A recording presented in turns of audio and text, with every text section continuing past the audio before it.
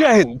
आरोप के मुताबिक एक छोटे से मोमबत्ती बनाने वाले व्यापारी के घर पुलिस की एक टीम पहुंच जाती है, जिसमें 2 इंस्पेक्टर होते हैं जो उसे लीड कर रहे होते हैं। घर में अचानक से सर्च ऑपरेशन शुरू हो जाता है, वीडियो बनाई जाती है। घर वाले कहते हैं कि अभी जो व्यापारी है उदय प्रकाश वो घर पर नहीं है, अब बाद में आ जाना, पर फिर भी सर्च ऑपरेशन जारी रहता है। और इसके बाद व्यापारी को कथित तौर पर रिपोर्टेड फैक्ट्स के मुताबिक चौकी पर बुलाया जाता है और उससे कथित तौर पर ऐसी डिमांड की जाती है जिसे सुनकर व्यापारी के पैरों तले जमीन निकल जाती है।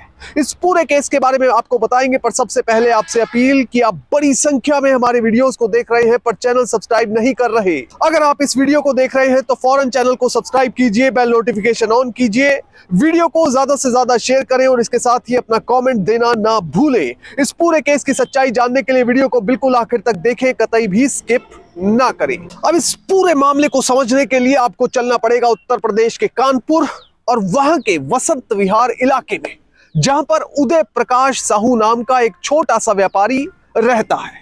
दिवाली के दिनों के नजदीक वो अक्सर मोमबत्ती बनाने का काम शुरू कर देता है, क्योंकि इन दिनों सेल ज्यादा होती है। इस बार भी उदय प्रकाश को उम्मीद थी कि उसकी सेल ज्यादा होगी, इसलिए वो समय रहते मोमबत्ती बनाने का अपना जो काम है वो शुरू कर देता है। कुछ चीजों को घर पर स्टॉक किया जाता है और बाकी जो सेल का काम है वो बाहर मार्केट में, बाजार में किया जाता है। अब इस बीच आरोप के मुताबिक अचानक से मेडिकल स्टोर के मालिक आशीष पुलिस इंस्पेक्टर आशीष के पास पहुंचते हैं। यहां पर 2 आशीष हैं, एक मेडिकल स्टोर के मालिक हैं और दूसरे हैं इंस्पेक्टर आशीष चौधरी। आरोप के मुताबिक इंस्पेक्टर आशीष और इंस्पेक्टर अनुज को जानकारी दी जाती है कि एक व्यापारी है जो कि मोमबत्ती बना रहा है, बिना लाइसेंस के गैर कानूनी काम कर रहा है, इसलिए आप उसके ऊपर कार्रवाई कीजिए, उसके घर जाइए, छापा मारिए, आपको बहुत कुछ बरामद होगा। अब ये इंस्पेक्टर साहब अपनी पूरी टीम लेकर पहुंच जाते हैं उदय प्रकाश साहू के घर। रिपोर्टेड फैक्ट्स के मुताबिक जिस समय इंस्पेक्टर आशीष और इंस्पेक्टर अनुज अपनी टीम के साथ पहुंचते हैं इस व्यापारी के घर, उस समय वो मौजूद नहीं थे। घर वाले पुलिस की टीम को इस बारे में बताते भी हैं, पर ज्यादा उनकी बात सुनी नहीं जाती और घर की वीडियोग्राफी शुरू कर दी जाती है। घर वालों को यह लग रहा था कि शायद उनकी ओर से कोई गलत काम किया गया है, जिस वजह से ये सब कुछ हो रहा है।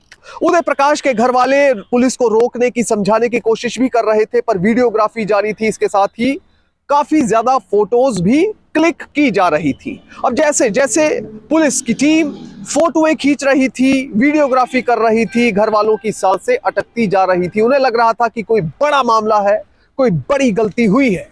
बहरहाल पुलिस के अधिकारी कथित तौर पर रिपोर्टेड फैक्ट्स के मुताबिक घर वालों को कहते हैं कि उदय प्रकाश को आप पुलिस चौकी भेजिएगा और उनसे कुछ जरूरी बात करनी है।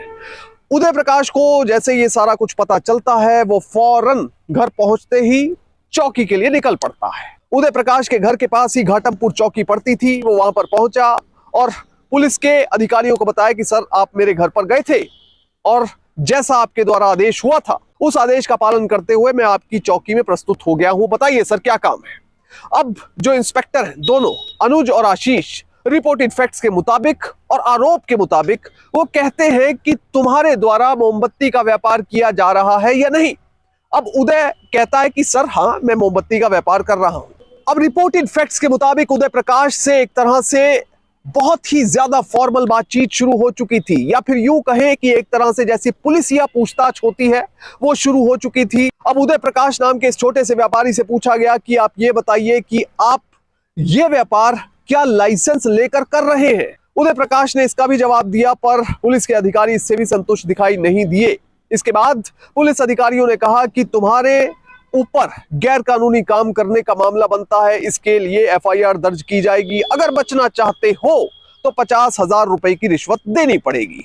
अब कथित तौर पर रिपोर्टेड फैक्ट्स के मुताबिक जैसे ही 50,000 रुपए की रकम उदय प्रकाश नाम के इस व्यापारी से मांगी गई, वो पहले तो सहमा, उसने कुछ भी जवाब नहीं दिया। बाद में उसने सोच समझकर अधिकारियों को कहा कि सर, मेरे पास 30,000 रुपए हैं जो मैं आपको दे सकता हूं। अब दरअसल वहां पर जो मेडिकल स्टोर का मालिक आशीष था, वो उदय के पास पहुंचता है और उसे कहता है कि अगर तुम बचना चाहते हो तो पैसे देकर बच जाओ, क्या पुलिस के झंझट में फंसोगे, फिर एफआईआर दर्ज होगी, पुलिस पूछताछ करेगी, अदालत के चक्कर, कई तरह के मामले तुम्हारे ऊपर खड़े हो जाएंगे। इसलिए जितना हो सके जल्द से जल्द पैसे दे दो। अब ये बात उदय प्रकाश के समझ में आ जाती है। वो फौरन 30,000 रुपए का इंतजाम करके जो मीडिएटर होते हैं, आशीष मेडिकल स्टोर का मालिक और एक और व्यक्ति होता है राजपूत साहू, उनको पकड़ा देता है। इसके बाद 20,000 रुपए की रकम रह जाती है। इसके लिए उदय प्रकाश कहता है कि मैं ऑनलाइन ट्रांसफर करवा सकता हूं।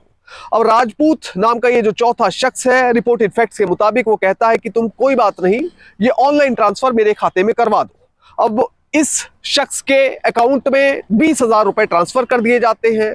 वो 20,000 रुपए की रकम बाद में मेडिकल स्टोर के मालिक आशीष को दे दी जाती है ऑनलाइन ट्रांसफर के माध्यम से, और उसके बाद वो पैसे कैश के रूप में पहुंच जाते हैं कथित तौर पर रिपोर्टेड फैक्ट्स के मुताबिक इंस्पेक्टर साहब के पास।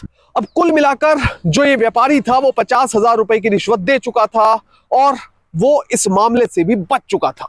पर इस मामले से बचने के बाद इस व्यापारी के मन में आया कि अब तो पहली बार था ऐसा मामला मेरे साथ पेश आया, पर मेरे जैसे ना जाने कितने ऐसे व्यापारी, कितने ऐसे गरीब लोग होंगे जिनके पीछे पुलिस के ये भ्रष्ट अधिकारी पड़ते होंगे। इसलिए उदय प्रकाश ने मन बनाया इन अधिकारियों के खिलाफ एक्शन लेने का और उनकी शिकायत करने का। इसी क्रम में उदय प्रकाश नाम का ये व्यापारी पहुंचता है उत्तर प्रदेश आदर्श व्यापार मंडल के दफ्तर में। वहां पर जाकर वो पूरी कहानी बयान करता है कि किस तरह से उसके घर में पुलिस की एक टीम, बाकायदा 2 दारोगा और उनके साथ पुलिस की टीम पहुंची। उन्होंने वीडियोग्राफी की, सर्च ऑपरेशन चलाया, उसके बाद चौकी में आने को कहा। वहां पर जब पेश हुआ तो 50,000 रुपए कथित तौर पर रिपोर्टेड फैक्ट्स के मुताबिक मांग लिए गए। अब जब ये बात व्यापार मंडल के दफ्तर में उन्होंने बताई तो उन्होंने कहा कि ये तो गंभीर मामला है, एक व्यक्ति के साथ नहीं बल्कि कई व्यापारियों के साथ ऐसा हो सकता है। अब उत्तर प्रदेश आदर्श व्यापार मंडल की एक टीम पहुंचती है कानपुर के पुलिस कमिश्नर के पास और उनको पूरे मामले का विवरण बताया जाता है कि किस प्रकार से उदय प्रकाश के साथ पुलिस के अधिकारियों ने बिहेव किया। अब इसके लिए जो पुलिस कमिश्नर होते हैं वो एसीपी रंजीत कुमार सिंह को जो है वो केस को मार्क कर देते हैं, इसकी प्रारंभिक जांच करने के लिए कहते हैं। अब एसीपी साहब प्रारंभिक जांच करने के लिए टीम का गठन करते हैं, खुद जाकर वहां पर मौके का मुआयना करते हैं, एक एक चीज को सूक्ष्म तरीके से देखते हैं और फाइनली अपनी रिपोर्ट पुलिस कमिश्नर को सौंप देते हैं। रिपोर्ट में रिपोर्टेड फैक्ट्स के मुताबिक जो बातें निकल कर आई वो अपने आप में हैरानीजनक थी और एसीपी की रिपोर्ट के आने के बाद पुलिस कमिश्नर द्वारा कार्रवाई करते हुए इंस्पेक्टर आशीष और इंस्पेक्टर अनुज को सस्पेंड कर दिया गया। इसके साथ ही दोनों अधिकारियों के ऊपर पुलिस द्वारा एक मामला दर्ज किया गया और उन्हें मजिस्ट्रेट के सामने भी पेश किया गया। अब अगर इस मामले में बैकग्राउंड की बात की जाए तो जब पुलिस ने इस मामले की जांच की और कुछ लोगों के आरोप के मुताबिक ये पता चला कि जो मेडिकल स्टोर का मालिक आशीष था और जो चौथा शख्स राजपूत साहू था वो दरअसल एक मीडिएटर के तौर पर काम किया करते थे। वो अक्सर एक ऐसे शख्स की तलाश में लगे रहते थे कि जो पुलिस को पैसे दे सकता था या फिर पुलिस के ये भ्रष्ट अधिकारी उन लोगों से पैसे एक्सटॉर्ट कर सकते थे। अब इस मामले में भी कुछ ऐसा ही हुआ। रिपोर्टेड फैक्ट्स के मुताबिक और आरोपों के मुताबिक मेडिकल स्टोर के मालिक आशीष ने पुलिस इंस्पेक्टर को जाकर कहा कि सर, उदय प्रकाश नाम का एक शख्स है जिसे आप अपना निशाना बना सकते हैं, इसलिए आप उसके घर जाकर सर्च ऑपरेशन चलाइए, वो फाइनली पैसे देने के लिए कथित तौर पर मजबूर हो जाएगा। और उसके बाद ऐसा ही किया गया और फाइनली मेडिकल स्टोर के मालिक आशीष और राजपूत साहू ने मिलकर मीडिएटर का काम करते हुए उदय प्रकाश से 50,000 रुपए कथित तौर पर रिपोर्टेड फैक्ट्स के मुताबिक निकलवाए भी। अब कुल मिलाकर ऐसे मामलों में अक्सर प्रिवेंशन ऑफ करप्शन एक्ट की धाराएं लगाई जाती हैं, सेक्शन 7, सेक्शन 13।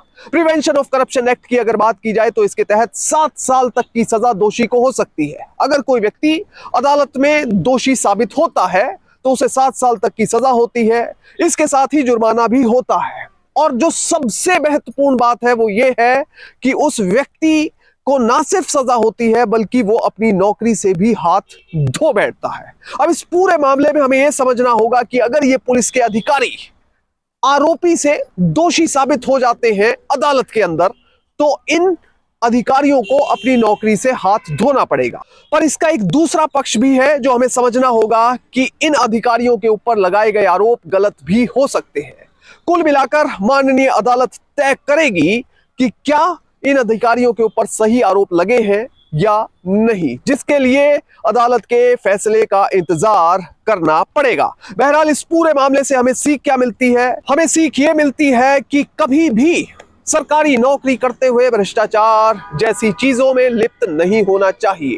हो सकता है कोई व्यक्ति भ्रष्टाचार में लिप्त ना भी हो, पर उसके खिलाफ ऐसे मामले बना दिए जाएं, पर कहीं ना कहीं एक दाग तो उस व्यक्ति की नौकरी पर लग ही जाता है। इसलिए हमेशा नैतिकता और ईमानदारी का साथ पकड़े हुए विश्वास के साथ आगे बढ़ते रहें और देश की प्रगति में अपना योगदान दें। जय हिंद।